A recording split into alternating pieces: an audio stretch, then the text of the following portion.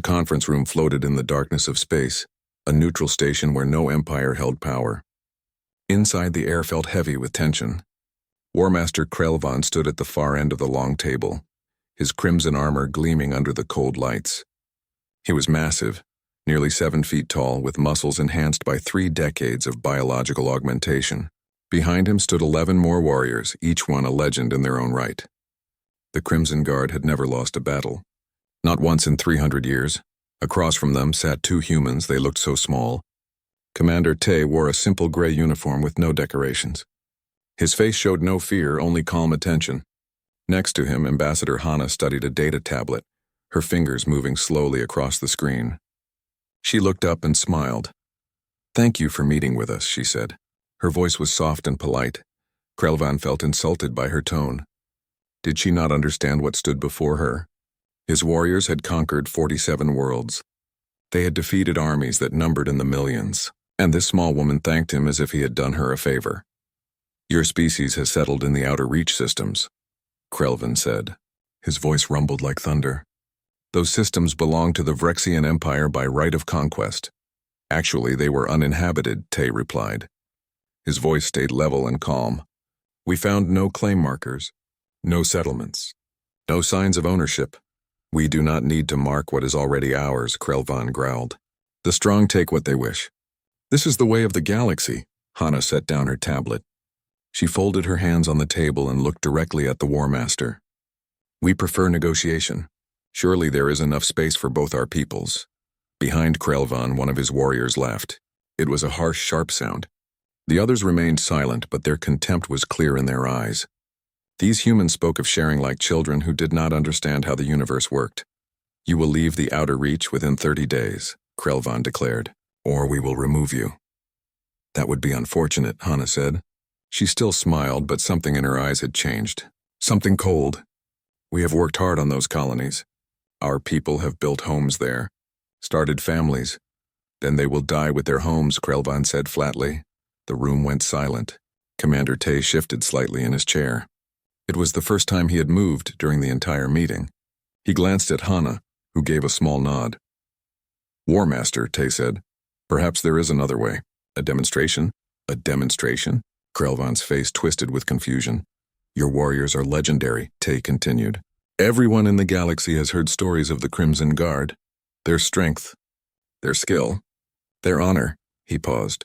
"We would be honored if they would visit one of our colonies. Let them see humanity. Let us see them.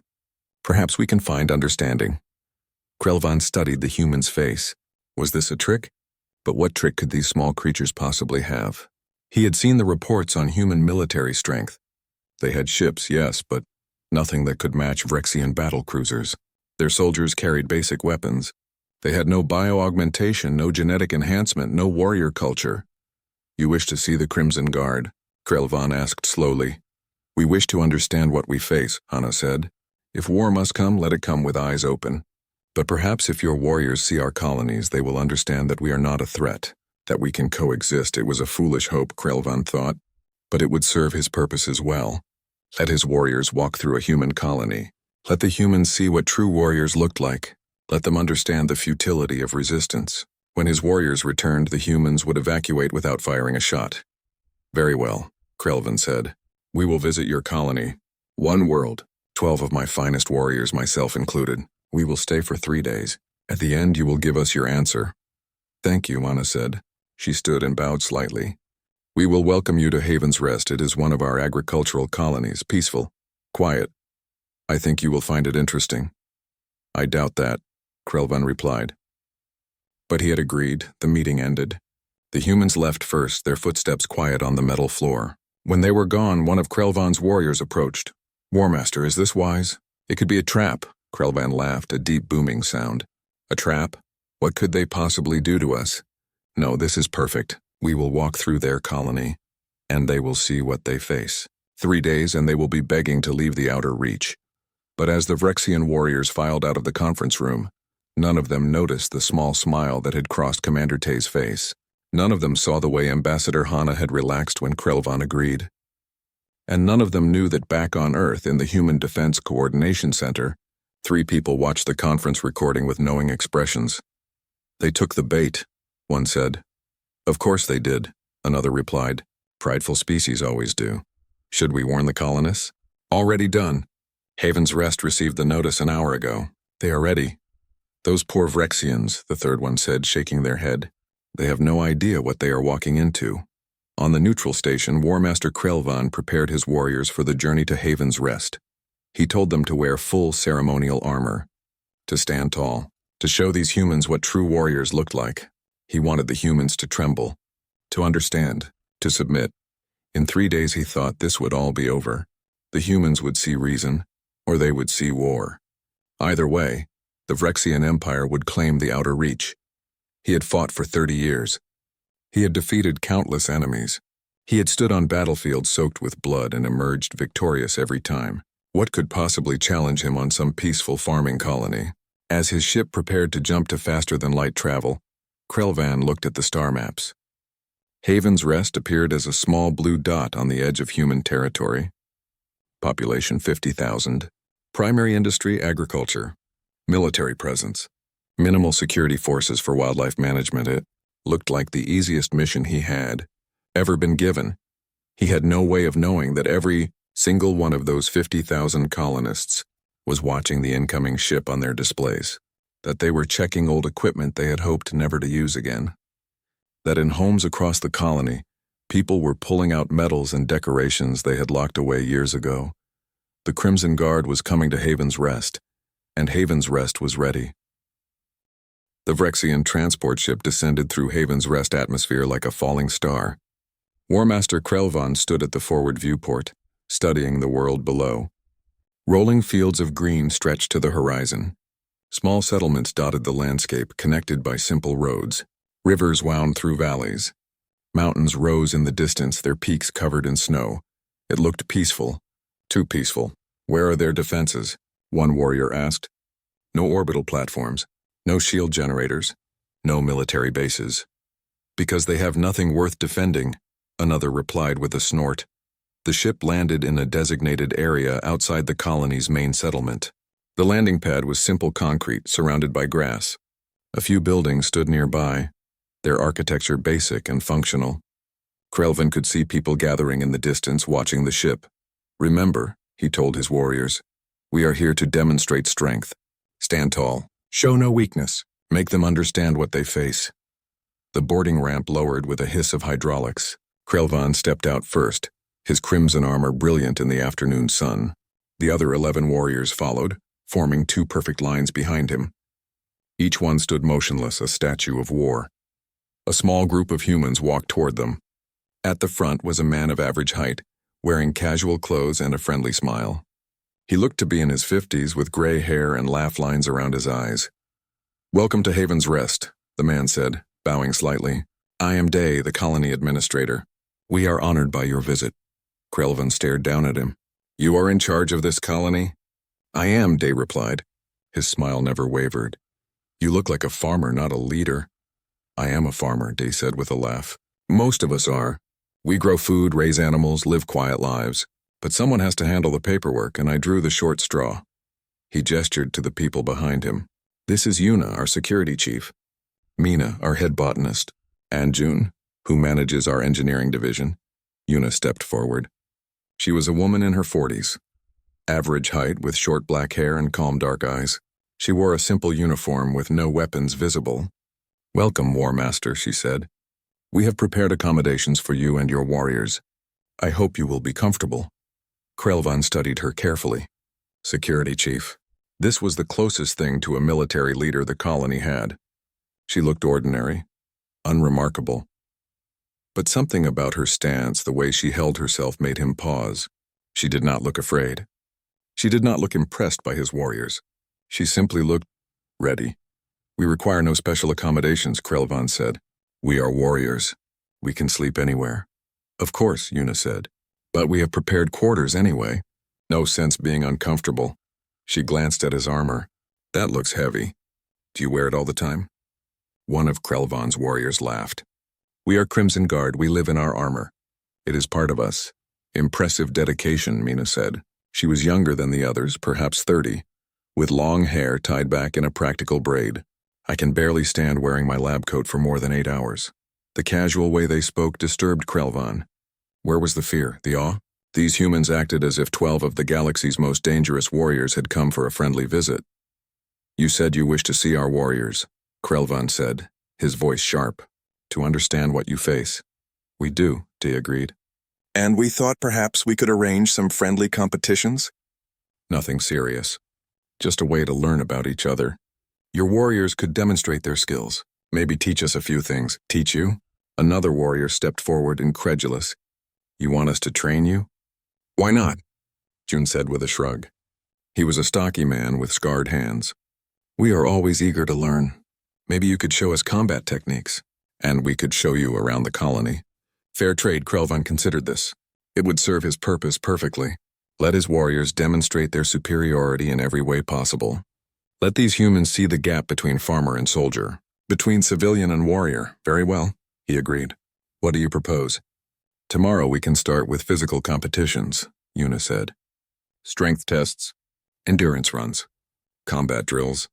We have training facilities for wildlife defense. Not fancy, but functional. Wildlife defense? A warrior asked. Oh yes, Mina said brightly. Haven's Rest has some dangerous animals. Nothing we cannot handle, but they keep us alert. You will see them eventually. Big predators mostly. We have to protect the livestock. You fight animals, the warrior said slowly, as if he could not believe what he was hearing. Sometimes, Una replied. Her expression did not change. Among other things, the way she said other things made Krelvan pause again. But he pushed the feeling aside. These were farmers, administrators, scientists. What could they possibly know of real combat? Show us these training facilities, he ordered. They walked through the settlement. It was larger than it had looked from above, with several thousand people visible. Everyone they passed stopped to watch the Vrexian warriors. But unlike the fear or hostility Krelvan expected, he saw only curiosity. Some people waved. Others smiled. A few children ran alongside them, excited to see aliens. They are not afraid, one warrior murmured to Krelvan. They are ignorant, Krelvan replied. They do not understand danger. But as they walked, Krelvan began noticing details. Small things. A man working in a garden moved with perfect balance and control. A woman carrying supplies had the steady breathing of someone with excellent cardiovascular conditioning. Two people talking near a building stopped mid-conversation as the warriors passed, their heads turning in perfect synchronization, tracking the movement like trained sentries. And the scars. Almost everyone had scars, not fresh wounds. Old scars. The kind that came from serious injuries that had healed years ago. He saw them on hands, arms, faces. Surgical scars. Burn scars. Impact scars. Your people seem to have many accidents, Krelvan observed. Farming is dangerous work, Dee said easily. But there was something in his voice. Something careful. They reached the training facility. It was a large building near the edge of the settlement. Inside, Krelvan found equipment that surprised him. Not primitive farmer tools, but actual training equipment. Weight systems. Combat mats. Even a firing range for the wildlife, Una explained, seeing his expression. Like I said, some of the predators here are serious threats. We need to stay sharp. I see, Krelvan said slowly. So tomorrow morning? Day asked. We can start with the strength competitions. See what you can teach us. Yes, Krelvan agreed. Tomorrow you will see what true warriors can do. We look forward to it, Una said. And for just a moment, just a fraction of a second, Krelvan saw something in her eyes, something that made his combat instincts flare, something that whispered danger. But then she smiled and the moment passed, and Krelvan told himself he was imagining things. As the Vrexian warriors were led to their quarters, Una walked back to the security office with Mina and June. Once the door closed behind them, all three allowed their casual expressions to drop. They noticed the scars, June said quietly. Of course they did, Una replied. Hard to hide 20 years of service? Should we go easy on them tomorrow? Mina asked. Una thought about the War Master's arrogant stance. His certainty. His complete lack of understanding. No, she decided. We show them respect by taking them seriously. We show them what they need to see. All of it? June asked. Una smiled. It was not a friendly smile, not all of it. Not yet. Let them think they understand. Let them feel confident. Then when they are ready, we show them the truth. Outside, under the alien stars of Haven's Rest, the Crimson Guard prepared for tomorrow's demonstrations. They were confident, eager, ready to prove their superiority. They had no idea what awaited them. Morning came to Haven's Rest with golden light spreading across the fields. War Master Krelvan and his warriors arrived at the training facility early, their crimson armor polished and ready. They expected to find a few nervous humans, maybe some simple equipment. Instead, they found over 200 colonists gathered to watch. "Good morning," Day called out cheerfully. "We thought others might want to see the demonstrations." "Hope you do not mind an audience." Krelvan did not mind at all. The more humans who saw Vrexian superiority, the better. "Let us begin," he declared. The first test was simple strength, a machine that measured lifting power. Krelvan stepped up first, grabbed the handles, and pulled. The numbers climbed rapidly. 800 pounds. 900. 1,000. He released it with a satisfied grunt. "Impressive," June said, writing the number down. "Who wants to try for us?" A man stepped forward from the crowd. He was older, perhaps 60, with white hair and a weathered face. He wore farming clothes. "I will try," he said. Krelvan's warriors chuckled. This old farmer wanted to compete? It was almost insulting. The old man gripped the handles. He pulled steadily. The numbers climbed. 600, 700, 800, 900. The warriors stopped laughing. The numbers kept climbing. 950. The old man's face stayed calm, his breathing steady. 995 pounds. He released the handles and stepped back. "Not bad, Rin," Mina called out. Several colonists clapped. "You are strong for a human," Krelvan admitted, though he was disturbed. That was far beyond what he thought human physiology allowed. "But we are stronger." "You are," Rin agreed easily. "Your augmentation is impressive. We have no such enhancements." The endurance test came next. A 10-kilometer run through rough terrain. Krelvan sent his fastest warrior, a female named Court who had won races across dozens of worlds. She completed the course in 32 minutes, barely breathing hard. "Excellent time," Yuna said. "My turn." She ran the same course in 36 minutes. When she returned, she was breathing harder than Court, but not much. "I am out of practice," she said with a self-deprecating smile. "Too much desk work."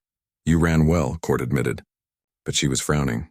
Humans should not be able to maintain that pace. Their muscle structure, their lung capacity, everything about them said they should be slower, weaker. The combat drills came next, hand-to-hand sparring on the training mats. Krelvan watched as his warriors faced human opponents one by one. The pattern was consistent. The Vrexian warriors won. Their strength and augmentation gave them the edge. But the humans made them work for it. Every human who stepped onto the mat moved like someone who had been fighting their entire life. Their technique was solid. Their reflexes sharp. When they fell correctly, rolling with impact, protecting vulnerable areas. When they attacked, they aimed for the most effective targets. "You have combat training," Krelvan observed to Yuna as they watched the 6th match. "Some," she said vaguely. "Basic self-defense. Everyone learns it." "Everyone?" Krelvan turned to look at the crowd. All these farmers and scientists had combat training? "Of course," Day said, as if it was the most natural thing in the world. "You never know when you might need it." The sparring continued. Then a woman stepped forward. She was small, even for a human, barely over 5 feet tall. She looked like she weighed perhaps 100 pounds. "May I try?" she asked. The Vrexian warrior facing her looked confused. "You want to fight me?" "Spar," she corrected gently. "Yes, please." The warrior shrugged and took his stance. The woman bowed, then moved into her own stance. Something about the way she positioned herself made Krelvan's instincts scream a warning. The match began. The warrior lunged forward, expecting an easy victory. He was on his back 3 seconds later, the woman's hand pressed against his throat in a killing position. She had moved so fast Krelvan barely saw it. One smooth motion, redirecting the warrior's momentum, using his own strength against him, and suddenly the fight was over. "Thank you," the woman said, helping the shocked warrior to his feet. "You are very strong." "I had to be careful." "How?" The warrior gasped. "Technique," she said simply. "Strength matters, yes. But leverage matters more. Timing matters more. Understanding matters more." Krelvan stepped onto the mat himself. "I will face you." The woman looked at him, then at Yuna. Yuna gave a small nod. "As you wish, War Master," the woman said. They faced each other. Krelvan was 3 times her size, enhanced with decades of augmentation. He had killed battle-hardened soldiers with his bare hands. This should be over in seconds. It lasted 2 minutes. She did not try to overpower him. She could not. Instead, she flowed around his attacks like water. Every punch he threw, she was not there. Every grab missed by inches. And slowly, carefully, she began to strike back. Precise hits to nerve clusters, quick kicks to joints. Nothing that would seriously hurt him through his armor, but enough to score points. When Krelvan finally caught her arm, he thought he had won. Then she used his grip as an anchor point, swung her body up, and her feet hit his chest with surprising force. He stumbled back. She landed on the mat, perfectly balanced. "Stop," Krelvan commanded. His chest hurt, not from injury, but from shock. This small human had actually pushed him back. The woman bowed. "Thank you for the match, War Master. You are an excellent fighter." "Who are you?" Krelvan demanded. "My name is Rin," she said. "The same name as the old man from earlier. I work in the eastern fields. Grow vegetables mostly." "You are not just a farmer." Rin smiled. It was a sad smile. "I am now. But once I was other things." That evening, Krelvan sat alone in his quarters accessing the human databases that Day had given him access to. He had ignored them before, thinking human history irrelevant. Now he needed to understand what he had seen today. He found Rin's file easily. Haven's Rest kept records on all colonists. Name Rin, age 58, occupation, agricultural worker. Previous occupation, Earth Defense Force, Special Operations, 22 years of service. Decorations, Medal of Valor 3 times. Survived actions on 12 different worlds. Retired 10 years ago. Krelvan pulled up another file. The old man from the strength test. Name, Rin, age, 64. Previous occupation, Colonial Marines, Heavy Assault Division, 25 years of service. Combat actions, too many to list. He checked Yuna's file. Previous occupation, Naval Intelligence Combat Division, 18 years of service. Missions classified June. Previous occupation, Combat Engineer Corps. Years of service, Mina. Previous occupation, Military Chemical Warfare Defense. 15 years of service, date on previous occupation. Strategic Command, 30 years of service. Rank Colonel. Krelvan felt something cold settling in his chest. He pulled up the general colony records. Haven's Rest population, 50,000. He searched for colonists by previous occupation. Colonial, Marines 8,000, Navy 6,000, Army 12,000, Air Force 4,000, Special, Operations 3,000, Support and Logistics 15,000, Civilian, with military training, $2,000 every single adult colonist, every single one. They were all veterans. War Master?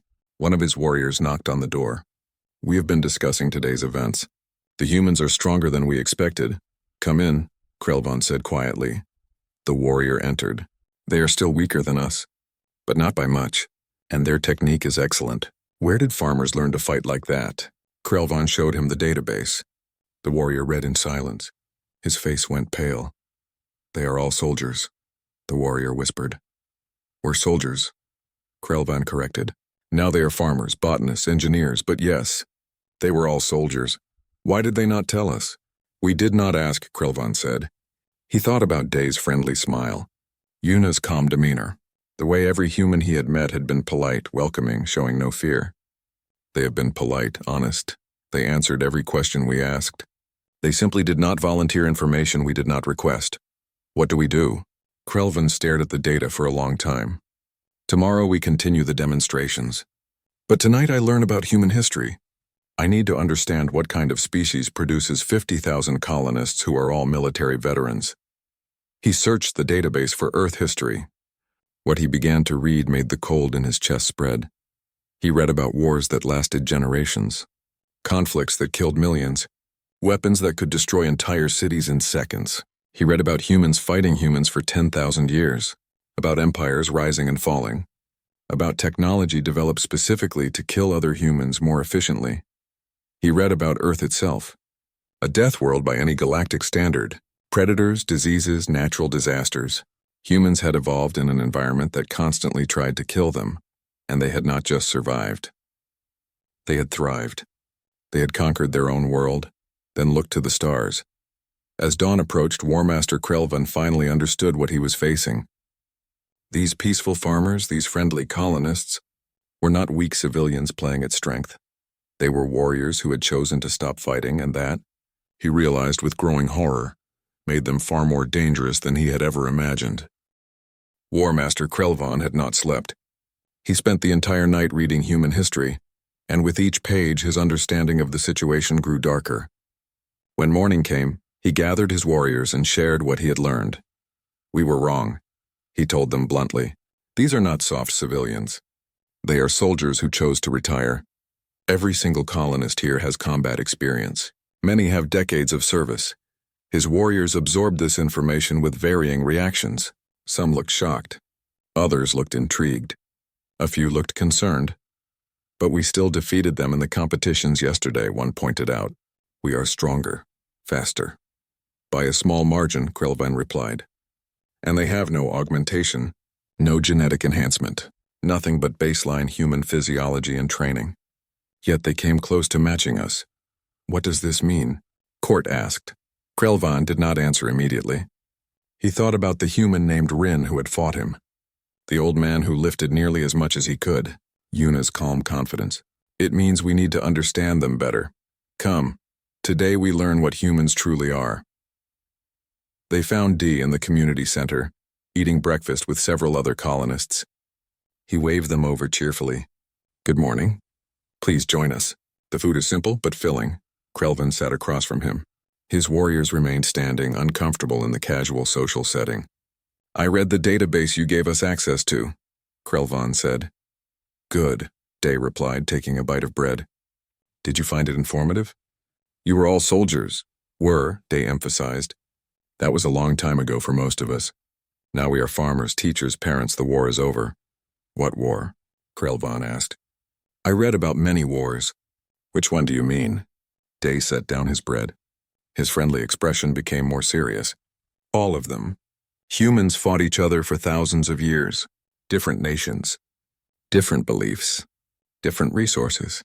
We were very good at it." He paused. "Too good." An elderly woman sitting nearby spoke up. Her name tag read Sue.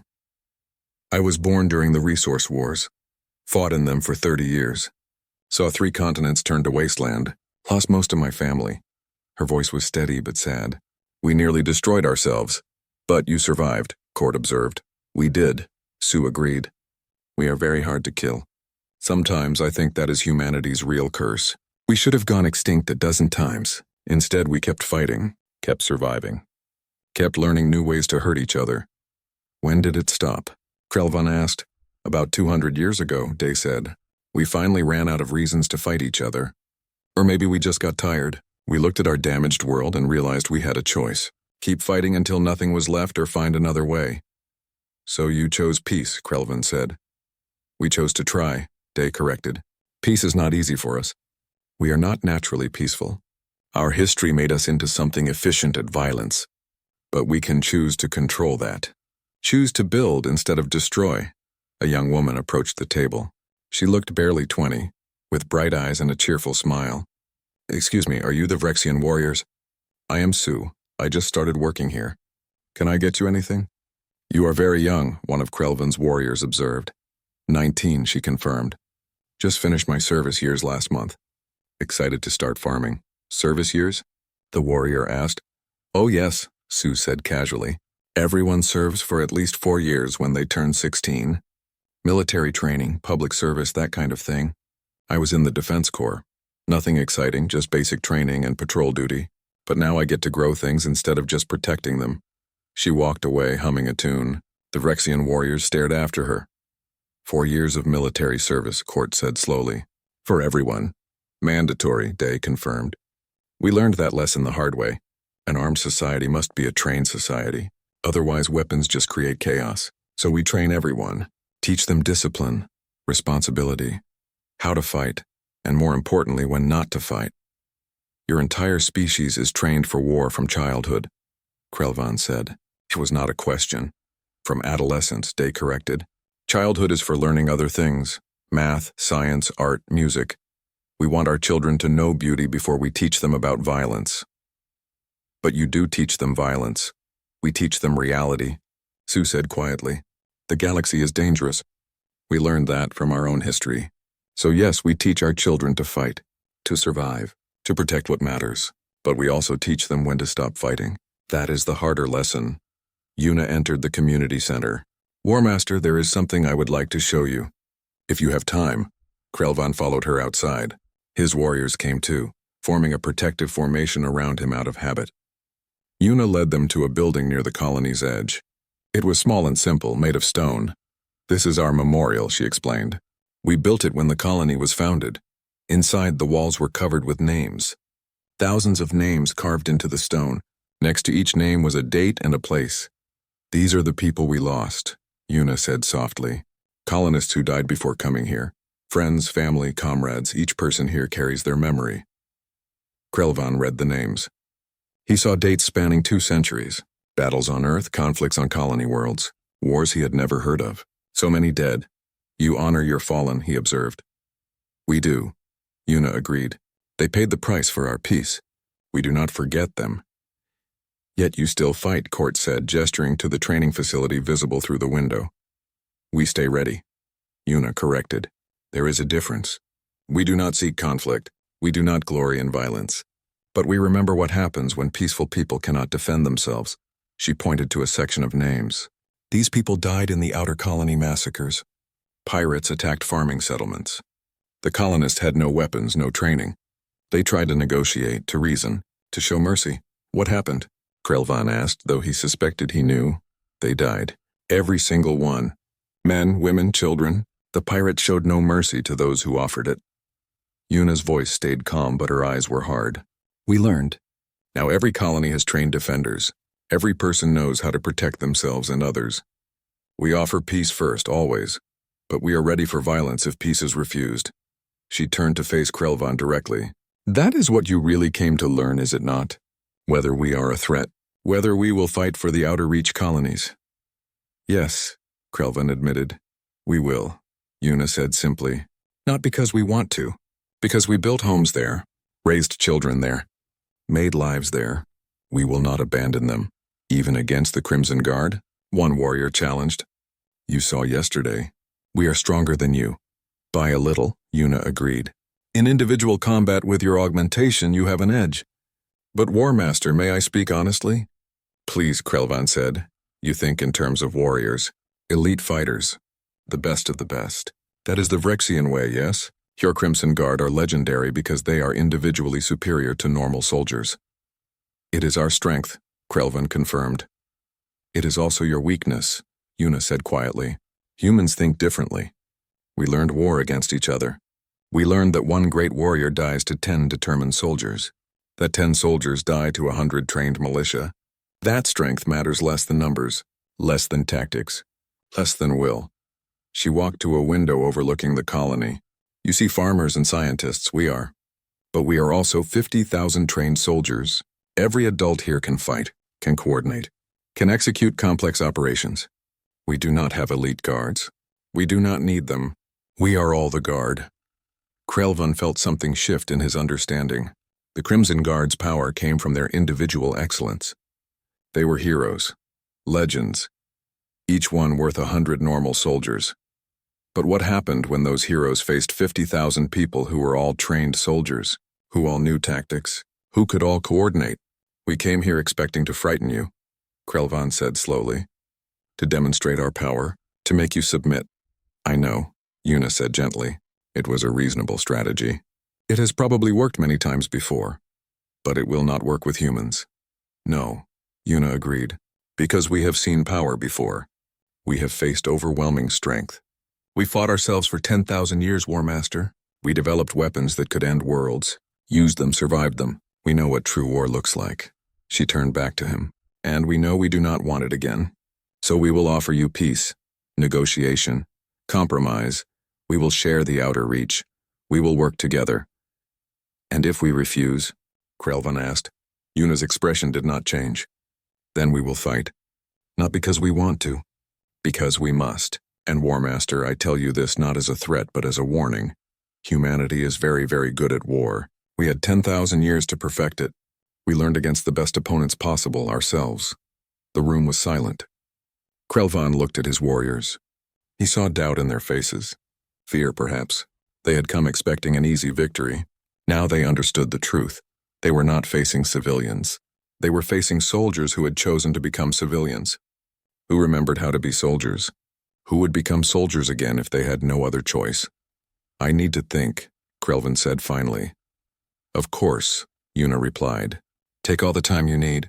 Tomorrow is your last day here. We will have a farewell ceremony.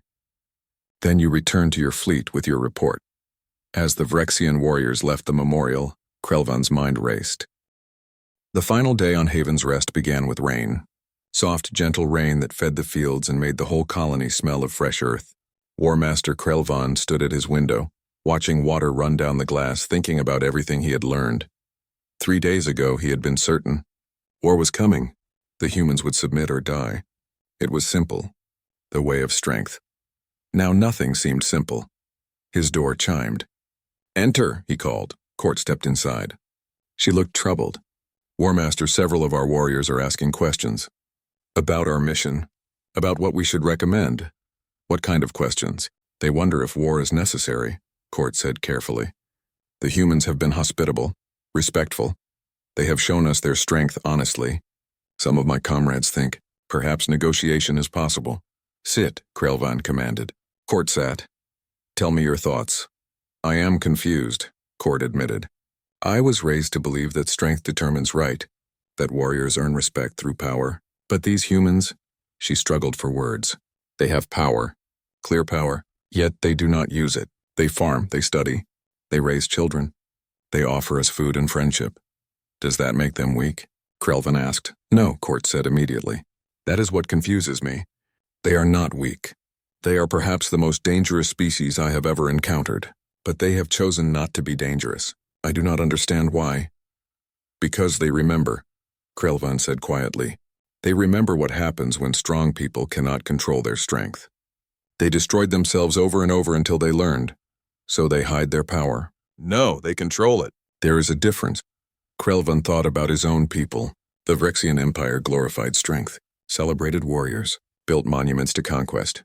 We are proud of our power. We want others to see it, to fear it. Is that wrong? I do not know anymore, Krelvan admitted. 3 days ago, I would have said no. Now. He gestured to the window, to the peaceful colony outside. I see people who could be warriors, should be warriors by any logical measure, but they choose to be something else, and they seem happy. There was a knock at the door. Day entered, smiling as always. Good morning. I came to invite you to the farewell ceremony. It starts in an hour at the community center. Nothing formal, just food, music, and conversation. We will be there, Krelvan said. Day hesitated. May I speak candidly, War Master? Please, I know you must make a report to your leaders. Recommend a course of action. I want you to know whatever you decide, we bear no ill will. We understand that your culture values strength, that you feel entitled to the outer reach. We disagree, but we understand. What would you have me recommend? Krelvan asked. Day sat down, uninvited but not unwelcome. Peace, negotiation, compromise. The galaxy is large enough for both our peoples. We can share resources, trade, learn from each other. He paused. But I am a farmer, not a diplomat. I can only tell you what I hope for, not what will happen. And if I recommend war? Krelvan asked. If the Vrexian fleet comes in force, then we will fight, Day said simply. And many will die. Yours, ours. Maybe both our civilizations will be weakened. Others will take advantage. The outer reach will become a graveyard instead of a home. He met Krelvan's eyes. Is that what you want to report? That you found a species willing to fight to the last person for their homes? No, Krelvan said slowly. That is not what I want to report. The farewell ceremony was unlike anything Krelvan had experienced. The community center was filled with colonists, all bringing food, music, and laughter. Children ran between tables. Elderly colonists told stories. Young people sang songs, and everyone, absolutely everyone, welcomed the Vrexian warriors as honored guests. Try this, Mina insisted, offering Krelvan a plate of unfamiliar food. We grew it here. Special hybrid crop. Took 5 years to develop. He tried it. It was good. You are proud of this? Very, Mina said happily. It is hard to create new life. Much harder than taking life, but more rewarding. June showed the warriors his engineering projects. New irrigation systems, better power generators, solutions to problems Krelvan did not even know existed. This is what I do now, June explained. I used to build weapons, destroy things. Now I build things that help people. It feels better. Yuna found Krelvan near the end of the ceremony. Have you made your decision? She asked quietly. I have, he replied. But first I have a question. Why did you really invite us here? You knew we came to intimidate you, to force your submission, yet you welcomed us, showed us your history, your strength. Why? Yuna smiled. Because we wanted you to understand. Understanding prevents war more effectively than threats. We could have postured, made displays of military might, scared you into backing down, but that would only delay the conflict. Eventually you would come back with more forces, more determination. The cycle would continue. So instead you showed us who you really are. Yes, we showed you that we are people, that we have history, that we understand violence but choose peace. We showed you that war with humanity would cost more than you could imagine, not because we are strong but because we are determined. Yuna gestured to the crowd around them. Every person here has fought, has bled, has lost friends. We know the price of war, and we are willing to pay it if necessary. But we hope, desperately hope, that you will help us avoid that price. Krelvan looked at his warriors scattered through the crowd. They were talking with colonists, laughing at jokes, sharing stories. In 3 days they had stopped seeing enemies and started seeing people. What will you tell your leaders? Yuna asked. The truth, Krelvan decided, that we found a species worthy of respect. That war would be costly beyond measure. That negotiation serves us better than conquest. And if they disagree, if they send the fleet anyway? Krelvan thought about this carefully. Then I will tell them that the Crimson Guard saw humanity firsthand, and we do not recommend war. Thank you, Yuna said softly. The ceremony ended. The Vrexian warriors returned to their ship. As they prepared for departure, Krelvan sent his preliminary report to the fleet waiting in orbit. Subject: Initial assessment of human colony Haven's Rest. Recommendation: immediate negotiation for peaceful resolution. Further military action not advised. Full report to follow. The response came quickly. Explain. What did you find? Krelvan sat at the communication console for a long time, thinking about how to answer. Finally he began typing. We found warriors. Not soldiers. Not fighters, warriors. Every human colonist is combat trained and combat experienced. They are individually weaker than Crimson Guard, but numerous beyond count. More importantly, they are coordinated, disciplined, and willing to die for their homes. He paused, then continued. But that is not why I recommend negotiation. I recommend it because these warriors have chosen peace. They have the power to fight, but prefer to build. They offered us hospitality, honesty, and friendship. They showed us their strength not to intimidate but to earn respect. Another pause. War Master Krelvan, this is High Regent Thos. Your report is troubling. We sent you to demonstrate Vrexian superiority. Instead, you recommend retreat? Not retreat, Krelvan wrote. Strategic wisdom. The Vrexian Empire has conquered 47 worlds. We are proud of our strength. But these humans have fought themselves for 10,000 years. They understand war in ways we cannot imagine. They have weapons we have never seen, tactics we have never faced, and most dangerous of all, they have nothing to prove. They do not need to show their strength. They know what they are. He sent the message and waited. Minutes passed, then hours. Finally, a response came. Continue your assessment.